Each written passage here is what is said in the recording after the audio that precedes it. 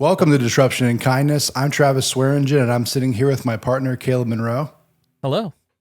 And we're here to talk about brands, businesses, and how they impact culture.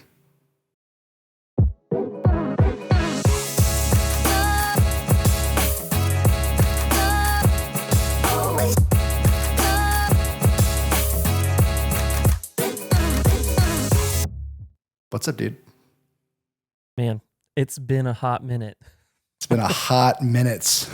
Yeah, minutes. So for those of you that are tuning in for the first time, we started Disruption and Kindness a few years ago, and we went on a 12 episode run. And we probably started the episode a little too soon, or like the podcast too soon, because we just we were at a phase in our business where we were the owners, but we were also every bit of fulfillment, right? We didn't have a staff to support us.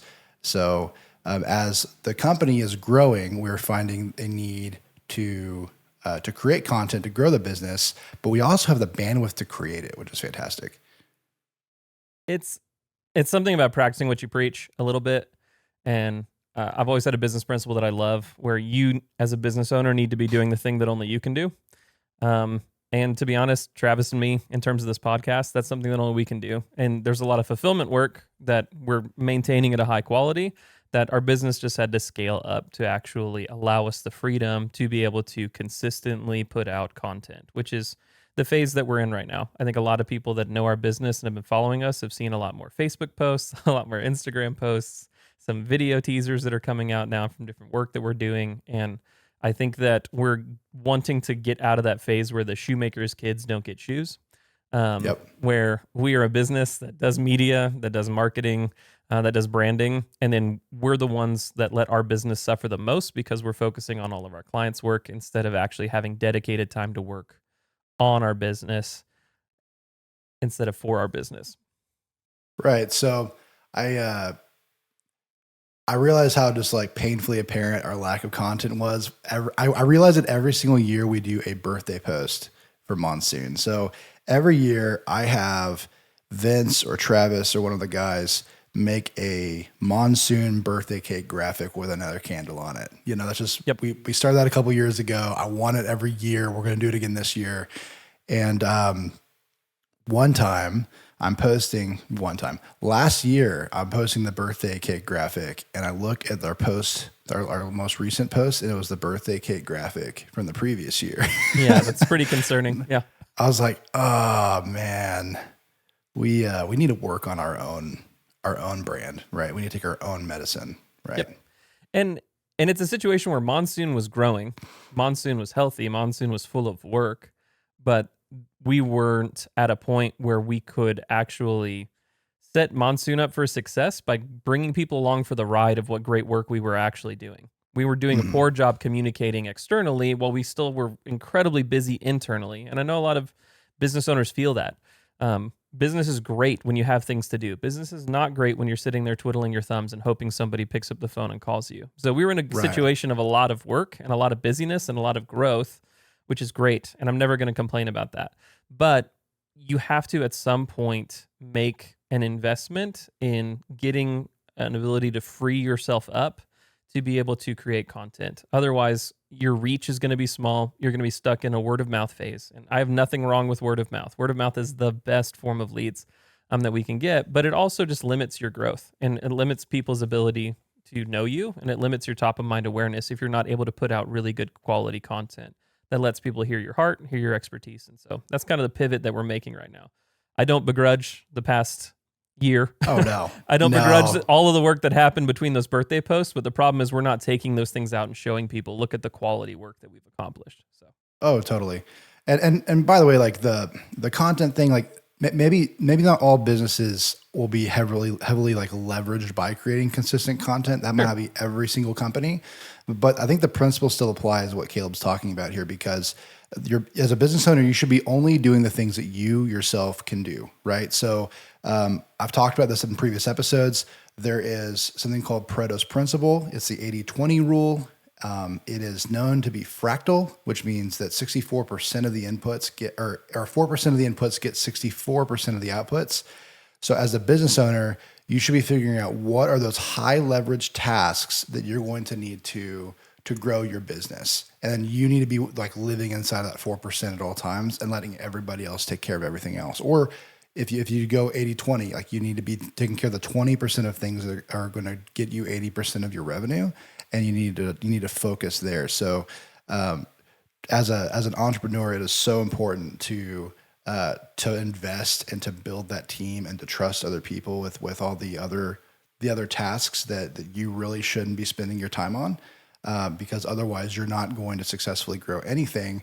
You're not going to build a business where you can step away for 2 weeks and go on vacation and it's still going to run itself. You're actually going to create yourself a job, Yep. So I think that we all know it. Monsoon right now is the time, like Travis said a couple of years ago. Looking back now, I think that a podcast idea was a great idea. And to be honest, we've gotten a lot of feedback and business from the podcast content that we put out in the past.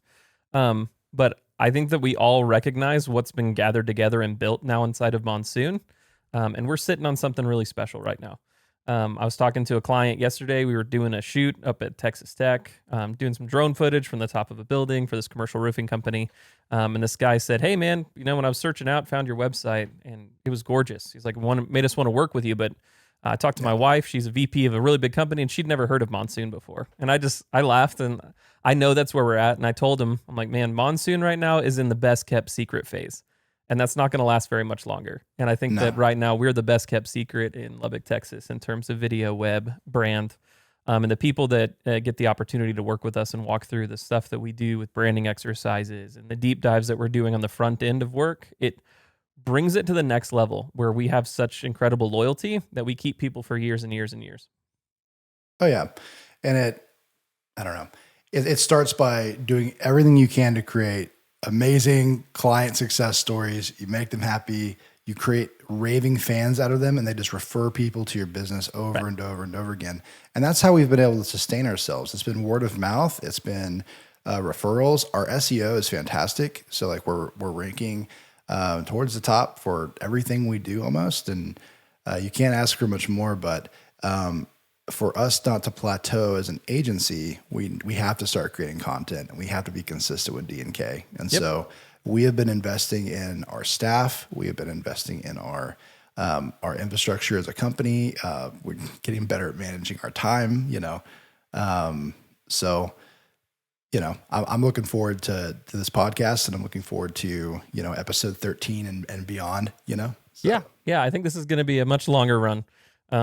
And I'm just going to throw it out there so that we hold ourselves to it. Travis and I are going to be doing filmings on Fridays. And you should expect to see a drop. We said Wednesday, right? Wednesday next week. We're talking about this right now. Wednesday drops. We'll do Wednesday drops. Okay. See, and I just want to put it out there into the episode. So now there's some accountability. So people that are listening to this, if you don't see something by Wednesday, hit Travis or me up. I mean, I don't know. They won't know about it. They wouldn't know about it if we didn't do it right now. That's true. We could bury this episode. They'll never see it. We could bury this episode. we can walk away right now, Caleb. No, there's no way. We have to do this. We're just super committed. Deal. And I want you guys to know that. We're very committed to this. Well, guys, as you listen to this episode, if you will, feel free to DM Monsoon and give us feedback on what do you want to hear from Caleb and I. As we start planning these episodes out, we're going to be reverting back to our old formula where we kind of catch you up on what's happening in our agency. We talk about some current events and kind of give some hot takes on what we think is happening in the world, and maybe even drop a lot of great tactical nuggets on the way. And if you guys have any other kind of formats you'd like to see out of us, or any topics or anything, feel free to DM us and give us, whatever feedback you'd like. We also have pages set up for disruption and kindness that we'll be checking as well. So we just love to hear your feedback. We love to make the best podcast humanly possible for marketing and brand. Yeah, we have a lot of stuff that we're planning, a lot of things that we're planning on innovating in terms of disruption and kindness. But from what we've heard in the past, people really enjoyed getting caught up, almost a little bit of branding news that's happening in the world, business news that's happening. And just kind of talking through decisions that high-level companies are making, and talking through the impact and effects that are happening as well from that. So, cool. Well, good deal. So, on that note, This has been an absolutely insane year for brands. This is one of the craziest years I've seen in a long, long time. This is the craziest brand year that I've seen since I've been at Monsoon. Yeah. We're Like, 6 months in. There's still so much more year. there's so much more that can fall apart in the next few months. So totally crazy. I know that everyone's thinking of a certain one that's highly politicized, but I'm actually going to start us off. I would like to talk about Reddit because I think Reddit's actually the biggest impact, like the biggest brand to have like this, like an impact with like their I don't know, their screw up. Like we can talk all day about Bud Light. You can talk about Target. You can talk about whatever, but like there are alternatives to those things. Right. You can go shop at Walmart. You can keep shopping at Target. You can do whatever you want. Mm-hmm. No one's going to force you. You can drink Bud Light. You can go drink Miller Lite. You could do whatever you want. It's a free country. But like the Reddit situation is absolutely astounding because it is heavily impacting the largest search engine on the planet. Right. Caleb, would you like to catch them up? Yeah. Yeah. And I think that there's going to be a lot of our listeners that may not use Reddit, that may not leverage it, that may not be a part of it, that know it as a name, but you definitely should. You should use Reddit. Because what people are realizing, what I started to realize is that it used to be good enough to just Google something. You'd go onto Google and you would type in your search request and you would get a lot of great results. But because of modern SEO trends, because of people that are using content farming for writing results that are built for robots to rank high instead of built for humans for great content, you begin to get Google results that aren't great, that don't answer it. Sure. And you're getting farther and farther away from actual experts who are knowledgeable about that topic and actual answers. And so what Reddit has done is it's created, Reddit is just a giant forum essentially that has a ton of subreddits underneath it. And when I say a ton, I'm talking hundreds of thousands of subreddits are inside of Reddit that are specifically designed for a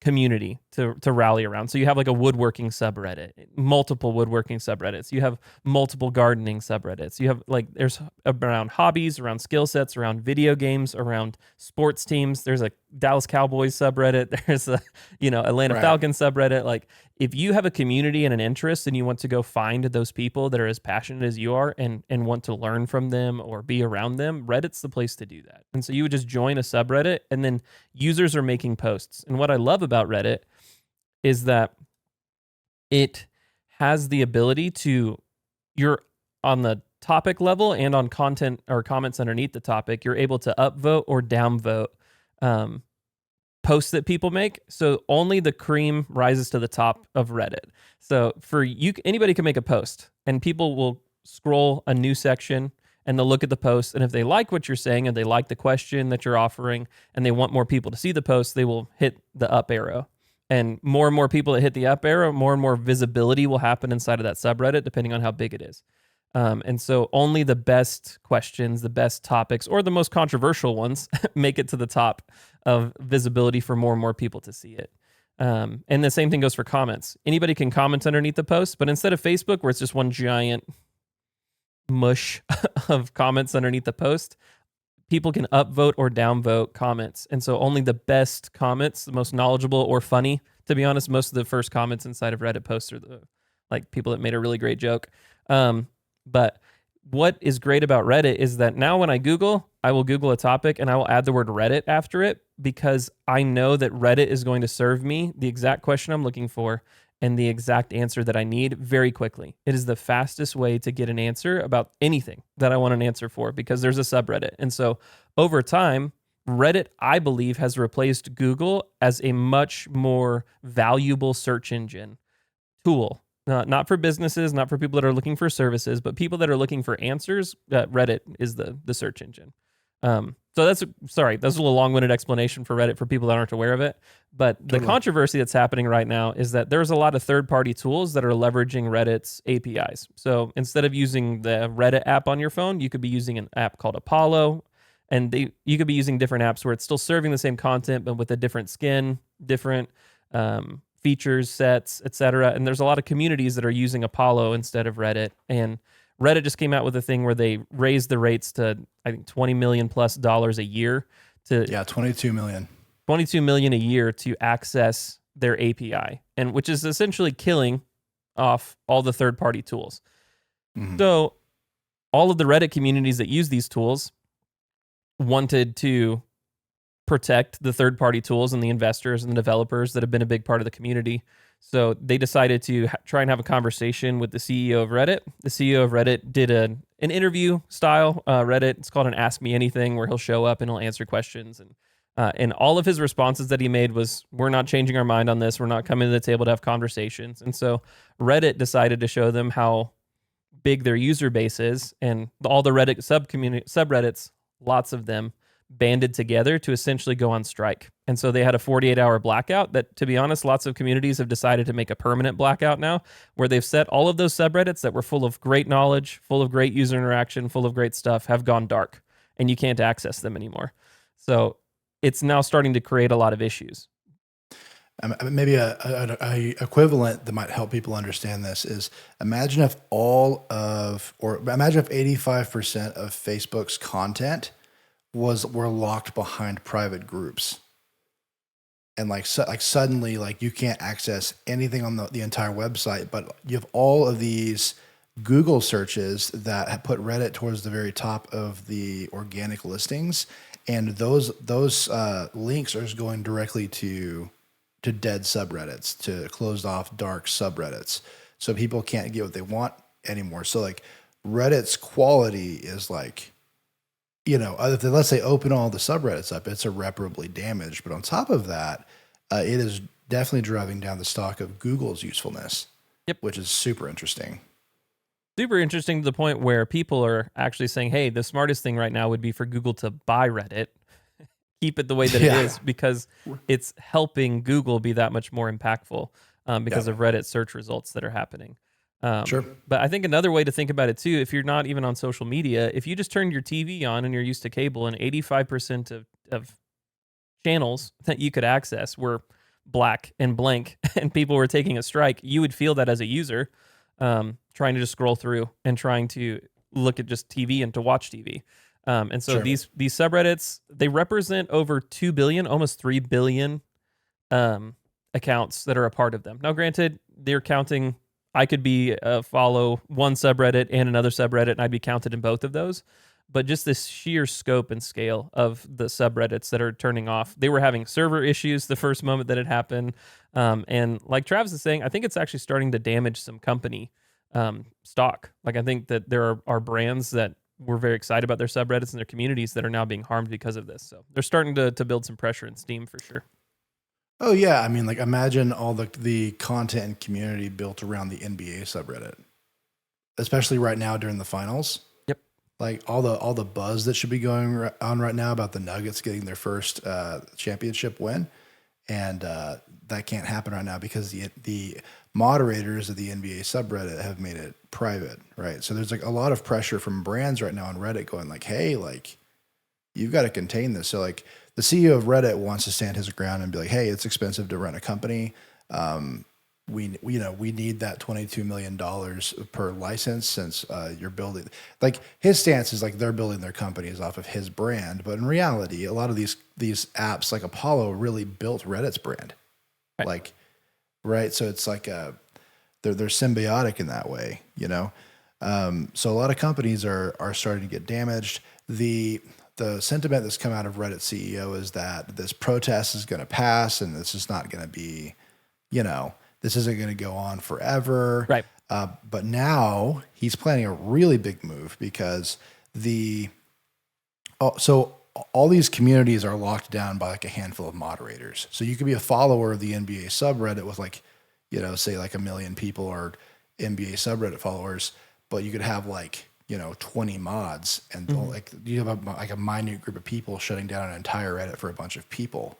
So what he is considering doing is creating a democratic process within Reddit where users can vote out moderators they don't have confidence in.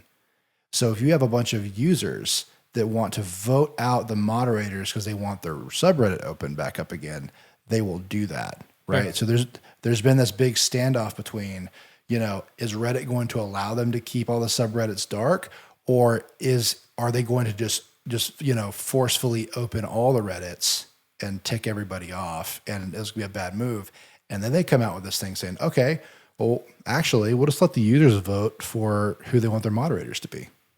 Which, from a strategy perspective of what he's trying to accomplish, I think is the smartest idea. I think if he forces them all open, the mods of these subreddits are the ones that are tasked with banning users that are breaching terms of service or being super aggressive or aren't a great fit for the community.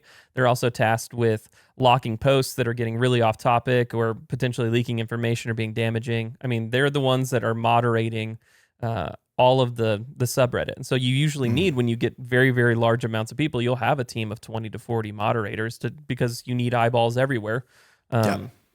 Facebook has the same thing with admins of pages and stuff that they have that power to do it. So it definitely got locked down, but a lot of Reddit was in agreement with that. But I would be interested to see which subreddits would open back up. And him doing the strategy of, hey, we'll make it democratic, it completely moves the aggression off of Reddit. It's not Reddit making this move, it's the communities of that subreddit making the move. So I think that it completely covers him, and it's not as damaging if he just went in and just forced it, which he could. I think that it at least starts the conversation away from Reddit on who's damaging what and who's moving stuff forward. So I think it's a smart move.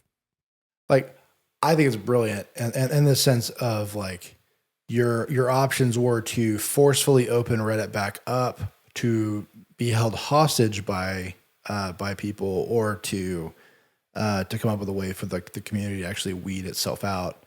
I think that from that perspective, I think that the move is brilliant. My personal feelings on it, I really wish he would come to the table with Apollo and come to the table with some of these other companies and negotiate a price that works better for them, that they can afford. I can understand wanting, because like I think his big fear is that AI companies are growing their platforms off of Reddit's information. Yep. So he's trying to make sure that they're not getting taken for a ride. But the problem is everyone already has that data. So it's a really, really big, I think, overcorrection for something that it's way too much, entirely too late. Yeah, I think that if you go to the table with these third parties, right, and you're saying, listen, this is really, I'm trying to prevent AI, I'm trying to prevent unauthorized access. You've been a part of the team. Let's have a conversation here about how we can benefit each other.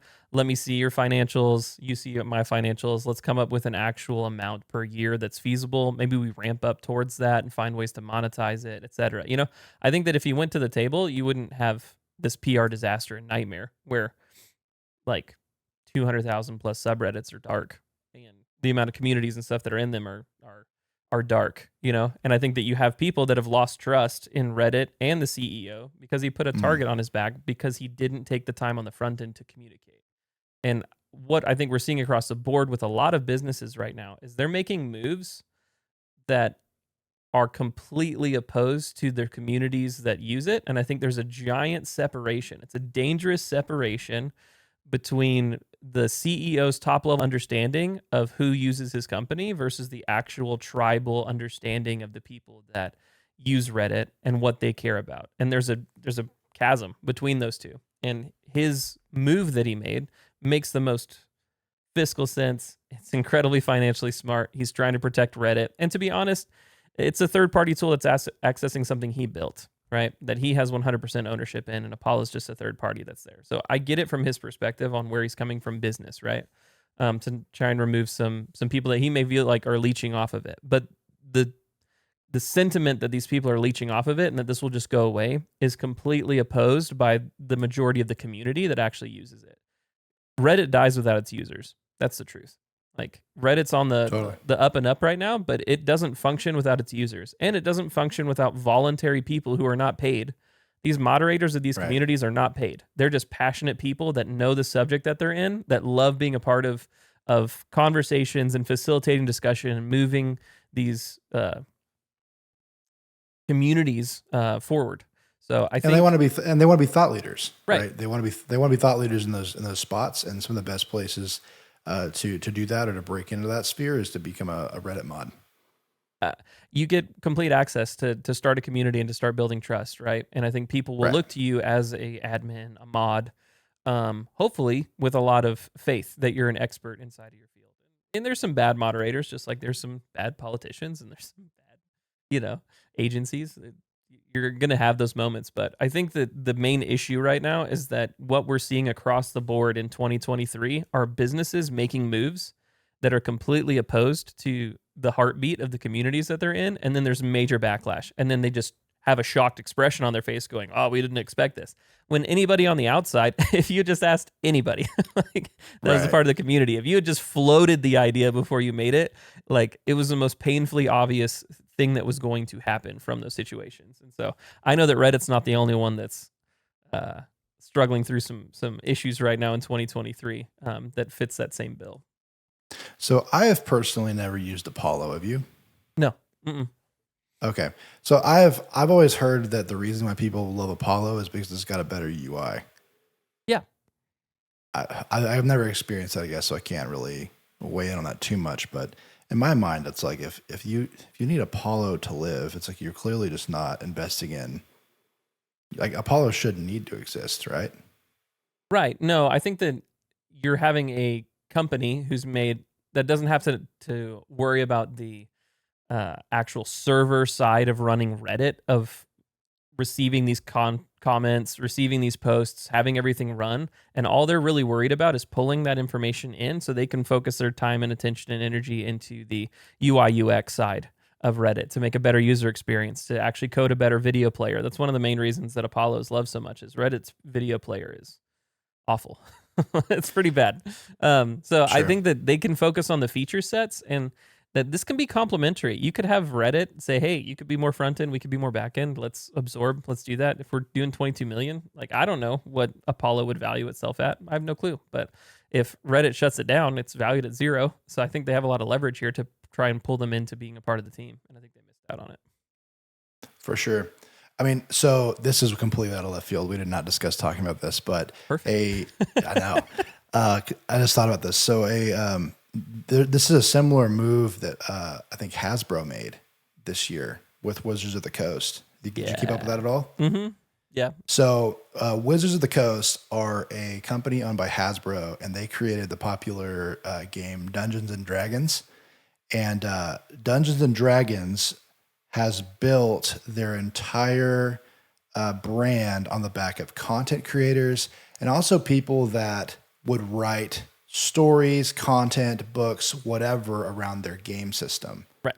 And so like they have this thing called like the open gaming license that they said they would never revoke, like back in the 90s or the 80s or something, Yep. allowing people to kind of create content around their stuff because they needed help growing their brand. So they let people build their company up.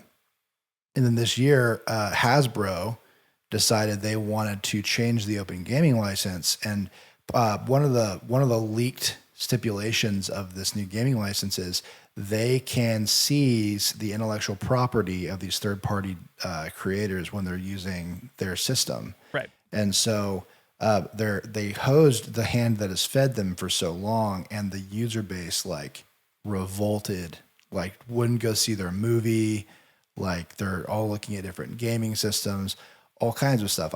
I kept up with it, and it was astounding kind of watching a company just completely cannibalize itself. Yeah. And I don't think they'll like fully recover from it. They And, definitely lost a lot of trust in that move. I think that's horrifying. If you're a content creator, right. and you're realizing that this company could just take something that you poured your time, effort, and energy in, and because you use their system, it's now legally theirs that they can leverage. Yep. That's horrifying as a creator. That's like, hey, woodworkers, anytime you use Black & Decker tools, they own that table you made. Right. Like, that's horrifying. like all that time, effort, and energy, like, yeah. Now that's not a perfect example, but like the same with Reddit is the closest parallel I've seen to that. I've never seen this before, where a platform so big that was built by third-party content creators just completely hosed their community and nearly lost it all in the process. Right. So yeah, I think it's going to be incredibly interesting to see what happens, and that in that sphere, but like, anyways, I know that was totally random. Totally No, out of I think field, but like, it's important to talk about because it matters right now. I think 2023 is the year that I've seen protests against brands actually work. Like, how many times have we seen protests against brands for political reasons and other things years before this not gain any steam, just be a flash in the pan and not have anything happen? And you're seeing the content creators stage a revolt against Wizards of the Coast to where they're completely backtracking legal language and trying to recover. You're seeing these subreddits push back against the CEO and shut down entire subreddits and hopefully, I mean, we haven't seen any backtracking yet. I think they're still in the cat and mouse game of it right now to see what happens. And I'm interested to see how the Reddit situation plays out, but we're seeing people who are actively participating in crowdsourcing rejection of certain products that if you asked me 6 months, 9 months ago, if those brands would be threatened at all, no chance. No chance. Absolutely They're solid. Solidly established. And you're seeing single moves, single partnerships, single things begin to impact other brands. And so I want to give a little disclaimer. I think that D&K was never supposed to be about politics, and it's not about politics ever. We've made a very active choice to never discuss politics because we think it's more divisive, and we think we can have a much better conversation, regardless of what side of the aisle that you're on, about what's happening. But when we only want to talk about brands, right? We only want to talk about brand moves, like again, like businesses, brands, and how they impact culture, right? Like that's what we're wanting to discuss. We don't want this to be a political show at all, but sometimes things are political, and it's really, really hard for us to completely separate the two. Sometimes what happens to a business is because of politics, and that makes it worth talking about, not just because I have a political stance, but because of I'm standing on the outside and I'm watching something burn to the ground, and I know that a political party lit it on fire. We can talk about that because it's burning to the ground, right? I don't want to talk about politics inside of it. I'm not looking to be a pundit. There's so many other places y'all can go to get great information on the right, great information on the left. And I think that our entire goal with Disruption and Kindness is to make sure we're talking focused, niche down into brands and businesses. But this is too big to not talk about. This is too big to not have a discussion around it. But it's still not going to be about politics. Like, we are here to talk about the fire, not the arsonist, right? Yeah. Not the motivations behind it, but this is what's causing it. Right. Mm-hmm. Totally. So, Bud Light. But and I think everybody listening right now knows exactly like what we were leading up to and what we were talking about. It is the protest that worked. So we've been talking about getting D&K back up off the ground for a couple months now, just trying to get everything set up, ready to go. And when the Bud Light thing hit, my brain was like, go, go, go, go, go. We have to talk about it right now while the iron's hot. Yep. And I started thinking like, man, I really want to see what the heck plays out before I open my mouth and make a bunch of stupid predictions without any data. So some of these things might even be a few weeks behind, but like we want to give good takes that are actually educated and based off of what happened, right? Yep. Like, so you can kind of see like what led to this, what did they do, and where they ended up. And the jury's still out in a lot of ways. But I don't know, man. I think that our country is starting to see that cancel culture works both ways. Yeah. Right. I think that I've heard of like conservative protests in the past. Like people would boycott Starbucks for not having an X instead of a like Christmas, for having Xmas instead of Christmas, or the cup situation. You'd hear a bunch of conservatives talk about that, but man, it didn't do anything. It didn't do anything. But I think that the left kind of taught the right how to protest, because I have not seen people really band together to hose companies. Now, well, not like this, but I think that some of the things that are, unique about Target or Bud Light is that there are so many alternatives to these products, right? So like I think the reason why the Bud Light protest is so insanely successful is because Michelob Ultra and Miller Lite exist, right? Because 100%. It's like it doesn't really cost me anything to protest Bud Light if I No. wanted to protest Bud Light. I right? move my hand 18 inches to the right, and I have a different option. I am technically more of a Miller Lite kind of guy, but Whoa. if I want, I know I've been protesting Bud Light my entire life. No, but uh, but if I wanted to protest Bud Light, all I got to do is just pick a different light beer that I want. Yeah. That tastes similar, or that I might even find something else that I really enjoy. I just literally grab a different case of beer out of the fridge. It's not a big deal. There's alternatives. Right. With Target, if I want to protest Target, like I can go to Walmart, I can go to, other stores. I can order stuff off of Amazon, right? So if you're running a company and there's a bajillion alternatives to you, I might suggest not getting into politics. Yep. Because if it is that easy for your user base, your customer base, whatever, to take off, you know what I mean? Then you're done. Right. And I think that early on, when I was watching the Bud Light stuff go down and I saw the partnership happen, and again, no politics, no political takes that are happening right here. I saw it and I was like, oh, this is just going to be, another Starbucks situation. Right. Given historical data, nothing will come from this. This will be, we're yelling at the cloud and the cloud moves on and life continues and it doesn't really change anything. Right. Right.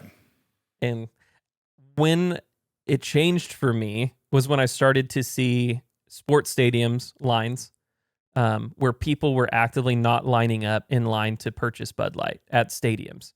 And you saw these lines that were like 4 times long, and there's an open line. There's beer right here. And people were actively choosing to stand and wait and inconvenience themselves instead of break the line to go get a Bud Light. Like that is problematic. Like when you start to see that happening at a public level, I think that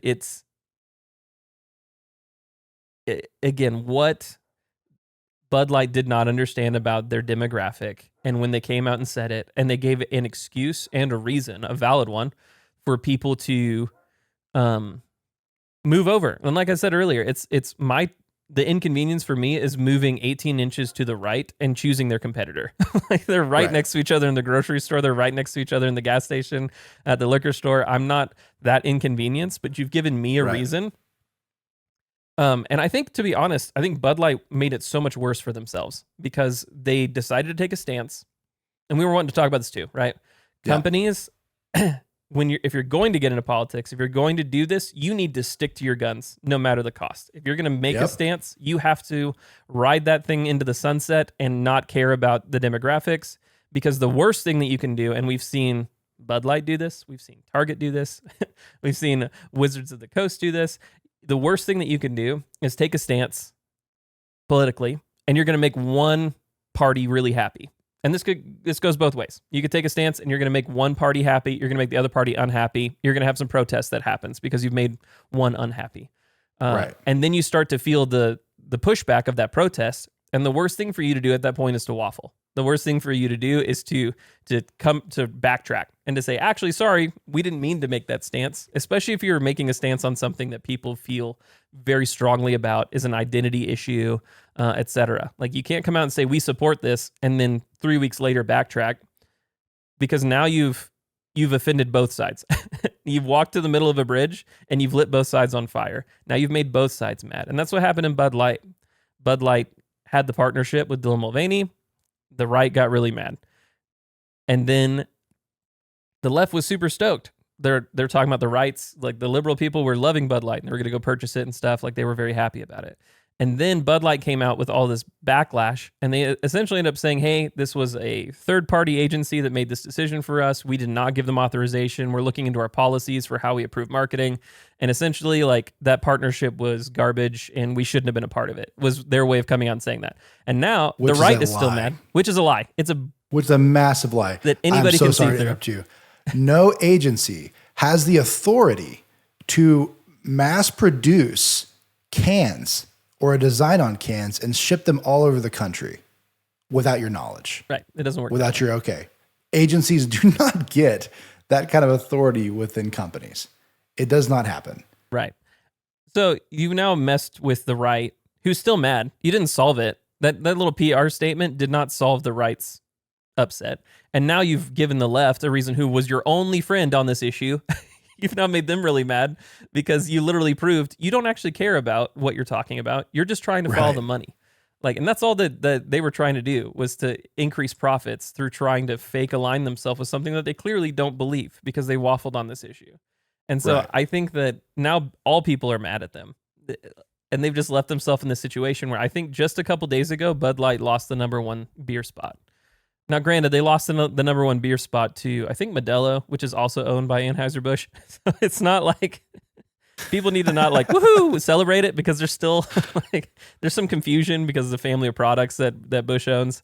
But I think one of the other reasons that this took off so well is that I think conservatives have been notoriously bad about leveraging media, TikTok, technology.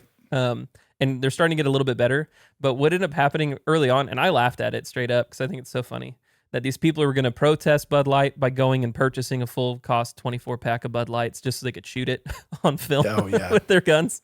Like, I get what they're doing, but you still went out and bought it to protest. You still bought it, dude. Yeah, exactly.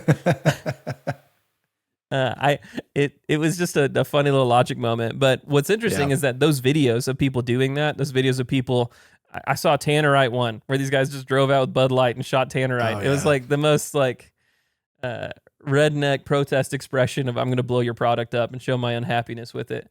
And yet people are educating themselves. And there were people early on that wanted to protest that ended up buying another Anheuser-Busch product. They're like, we're not going to be this, I'm going to be this. And people came into the comment section, and there was quick education that I hadn't seen before to make sure that, hey, if you actually believe this, here's all the beers you shouldn't be using. And people were like, great.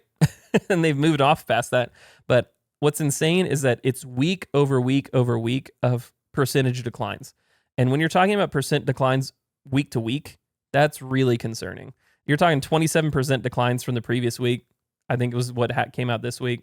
Like, it's not a small amount of margin that they've lost. I sent it to the group chat at Monsoon. They were selling 24 packs of Bud Light for like $1.50, $1.80 at Walmart. Like, you could buy a full 24 pack for $1.80 because they just can't move the product. Was that real? Yeah, straight up. Oh, dang. I couldn't tell. No, that wasn't a meme. I didn't know. Like, $1.24 for 24 beers is pretty. Yeah, it was less than $2 for a 24 pack. And here's how bad it is. Bud Light came out and offered to buy back beer from bars that couldn't sell it. And when you're having to do your own beer buyback program as a company to try and make amends, I think that Bud Light just didn't get it. They didn't understand who their base was, and that they didn't realize how easy of a slippery slope it is for somebody else to take that spot in their consumer's heart. So I understand what they were, at least what they claim they were trying to accomplish. It's always hard to figure out what they're actually thinking, but their intention was they wanted, like, they didn't understand their base. You're completely right. They're wanting to expand what their base was. Mm-hmm. And I think the misstep was saying, like, okay, in order to expand our base and to expand Bud Light's reach into, other communities that we're not typically talked about in, let's ostracize and trash the base that has held this up for so long, right? So, like, they were disparaging, like, the old, like, frat boy humor of, like, the old Bud Light ads and the people that drink their stuff. And, like, it wasn't just a matter of, like, oh, hey, they included somebody else into the club. What is this? It was also like, hey, we are going to put down our base in favor of promoting another base. I think the best take I've heard on this is actually from the Joe Rogan Experience. Joe was like, hey, like, you could have just gone the Bud Light is for everyone route. Right. You could have shown, red, white, and blue, Southern Midwestern conservative families enjoying, like, a Bud Light watching the Dallas Cowboys play. You could have shown, a a person that was transgender drinking a Bud Light. You could have shown a construction worker drinking a Bud Light. You could have shown, you know, those probably aren't always the best examples, but like you could have shown the beer being consumed by different demographics of people in different situations, bars, right, celebrations, birthday parties, cookouts, you know, everywhere. And you could have gone the Bud Light is for everyone route. And I think that would have been a much better strategy than let's trash our current base and favor another base, and then let's betray that base because we're upset that we lost our current base. Yep. Yeah, I think that it was a comedy of errors. I think Bud Light's handling of the situation was a comedy of errors. What they were really trying to accomplish, and what I truly believe they were up in a boardroom sitting down, and they've communicated this, is that they were trying to reach a younger demographic. Their demographic of people that are purchasing Bud Light are older millennial and above people, conservative. That's the Bud Light, America, family traditions, boomers, etc. And they're seeing like, hey, there's this death wave that's happening in our consumer base, and younger people aren't using Bud Light. How can we solve that? Right. And again, I think there's a major misunderstanding of what moves the needle for younger people, because I don't think that partnership would have gotten actually younger people to be like, you know what? I'll drink Bud Light. Like the stats that are coming out about Gen Z right now, especially the younger demographics they're trying to reach, is that they are drinking alcohol in such low levels. Like it's, right, they just aren't that interested in alcohol as a generation across the board. I'm not saying that there aren't people that drink, but they're drinking so much less already. And so it's just, this is something that is, it's not because you have an American flag on your can. That's not why Gen Z is not drinking, right? There's a reason and a need to understand it that I feel like they could have pursued a little bit more. But I think some older gentleman just off the cuff was like, you know what? This is what they care about, and tried to push it that direction. And even a younger person was saying this is what they care about, because the lady that actually led it, that I think she's no longer with the company. She definitely took a leave of absence. She got canned. Yeah, which again didn't appease anybody. Her getting canned at that point did nothing. Like that was the fall guy. But I think that she was trying to open it up to more and more people and to have it be more inclusive, which is great. Like you said, you could go the everyone route. That's fine. And I think that for them to have this issue and then to come out and run the most Clydesdale America. We were in the office laughing about what ad they decided to run right in the middle of this controversy, which again, just the worst advertisement I've ever seen in my life. One of them. Was horses. It was a deep voiced American gentleman. Family traditions, and it was like you're having these Clydesdales ride past national monuments and stuff, and they're like, no, but we swear, guys, we really do love America. like please come back. Like that's what the ad was. The shareholders were like, send in the Clydesdales. Exactly, we're burning to the ground. The horses will save us. Like if Coca-Cola had a major crisis, and they're like, send in Santa Claus and the polar bears, like bring us back. I think that's what they were dealing with. And again, it just falls so flat. If you waffle and if you flounder in the midst of this and you don't stand by your ideals, at least I can respect someone. I can respect someone that's going to stand up for something. They're going to take the heat. They're going to own what happens when you make a stance. It's every single stance you make is not always going to be well received. You can make controversial stances, and we need those kind of stances to happen in America to push us forward, to help us actually grow. But what you can't do, and what actually harms anything that you're trying to accomplish, is if you make a stance, and then as soon as pushback starts to happen, you waffle, you change positions, you become super wishy-washy, and then you're just like, oh, you didn't actually care about this. You just wanted profit. You just wanted to be liked. You're not actually genuinely passionate about this to the point of pain. And I think that's what people want, is someone authentic who actually believes what they're standing on to the point of pain. And businesses, if you're going to dip your toes in the water of taking a stance for issues, just be prepared to stick it and ride that thing out. Because I think if they had just ridden it out, like at least they wouldn't have offended both sides of it. I think it would have been not as bad if they had stuck to their guns and just said, listen, this is what we believe. I think it's the fact that they did both sides of it. That now nobody's purchasing it. That's a big problem. And I think Target's in the same boat if you want to swap to that. Yeah, totally. Well, I mean, just to kind of drive that point home, we've seen this happen before where a company takes a stand and they don't move, they stick to their guns, and the other side chills out, right? This happened to Chick-fil-A in the 2010s, right? So there was a massive protest from the LGBTQ plus community because they had I think they had interviewed the CEO, Dan Cathy, right? Yep. Dan Cathy, and they asked him about, I think they asked him something about gay marriage because like they're closed on Sundays. So everyone assumes they're a Christian company or it's something that's known about them as part of their brand. They asked something to him about homosexuality or gay marriage. I don't know what the question was. And all he said was that he like supports the traditional family biblical view. And there was this huge mass, just like, oh my gosh, we've got to protest Chick-fil-A. It's hate chicken. It's horrible. You know what I mean? And like their servers are out there with like trays of like 30 count nugs feeding the people that are protesting them and like treating them really good. And it's like, you can stick to your guns and the other side will usually chill out. And we're about to talk about Target some more, but when the original Target bathroom scandal happened was like in 2015. Yep. And conservatives went back. They went back. They didn't stick like they didn't like change anything. They didn't protest that long. They went back to Target because, you know, for them it's a better alternative to Walmart or wherever else they don't feel like going. Yeah. Right. So if you stick to your guns, the other side might calm down. But the way this was done was just so foolish.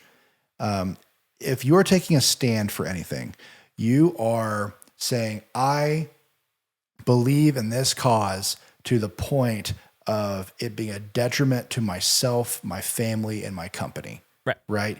I will take a stand. I will at personal cost push this cause.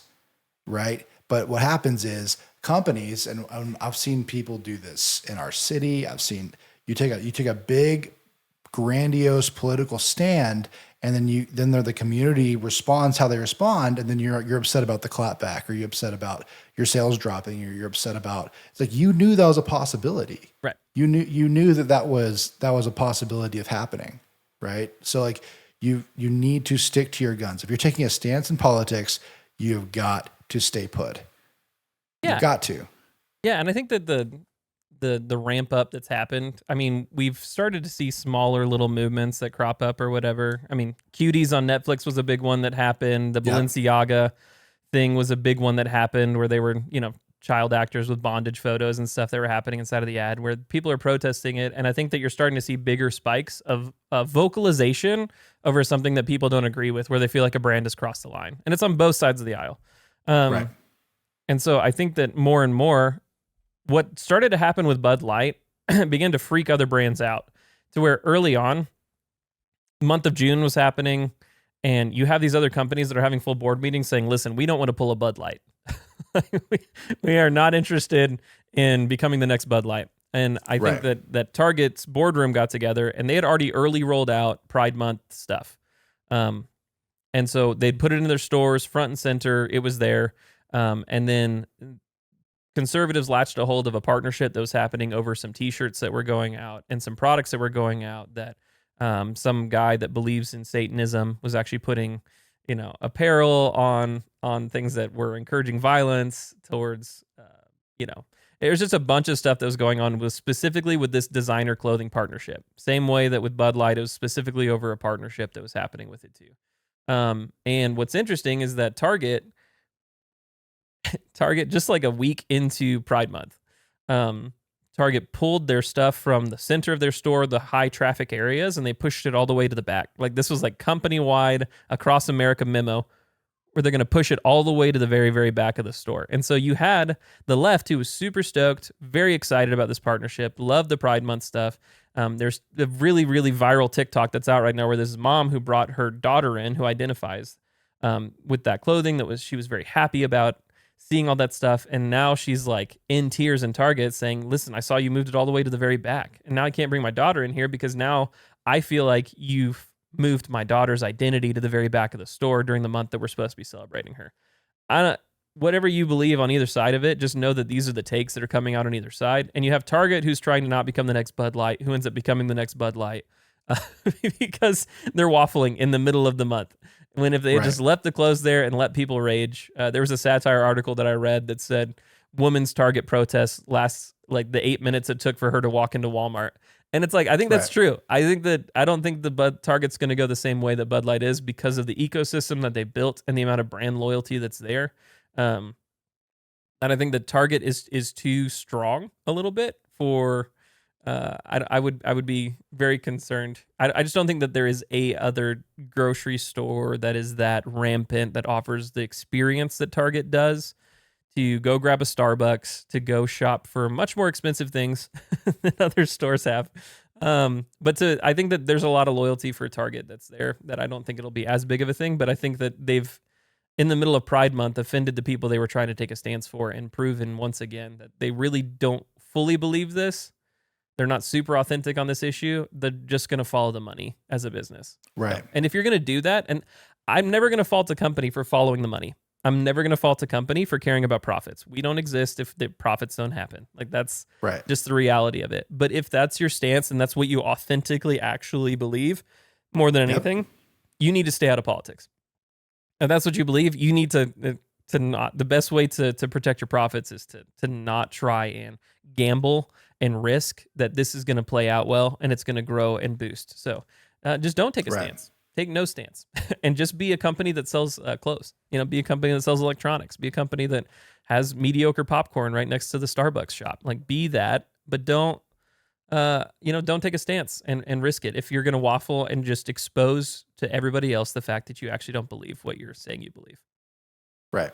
And we're seeing that like across the board. Like how many companies would have a rainbow colored version of their brand on all their social media channels throughout the entire month? Yep. The last few years, they put them up and they took them down immediately because they're just not sure. They're not sure what to do right now because they're like, oh man, if we put this up, we might get boycotted. But then if we take it back down, we might get boycotted by Right. both of them. Yeah, it's a really interesting thing, but I think it's great for everybody because it's actually causing companies to quit being so dishonest about what they actually believe. Yeah, I'm more across the board, and we talked a little bit about this with Twitter community notes and stuff earlier in the past. But I think that what people are actually wanting from companies is just authenticity. People don't want. Yeah. I don't want to be taken for a ride. I don't want your data to be skewed to sell me more things. I just want you to actually just instead of skewing your product to make it look better when it's actually not as good as it is, how about you just make a great product? I think more than anything, Yeah. people are just wanting a great product and a great service. How about you put your time and effort and energy into that instead of trying to pull a fast one on your customer base, right? Instead of trying to say, no, we really do believe this. Swearsies, fingers crossed, and then actually just go backtrack it 9 days later into the month you're supposed to be doing it. And so it's not political. But I think you have to be willing to take that kind of a stance. You have to be willing to take the heat if you're going to do that. But I think there's a growing wave of movement right now where I'm seeing more and more companies realizing, we're just going to ride this wave out into not being Right. political anymore. We're just going to stop. And I think that that's Yep. what it means when you see all these companies. It's not against Pride Month.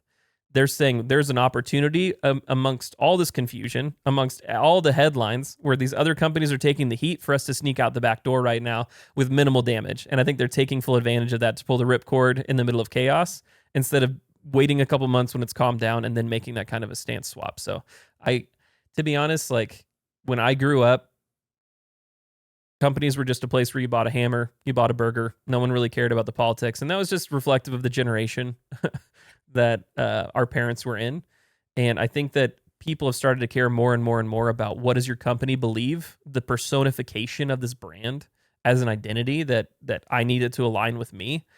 I need my place that I buy a chicken sandwich from to align with my identity because it makes me feel great about where I'm spending money has become something that I think that companies don't have a playbook for and has really started to become more relevant the past 15 years.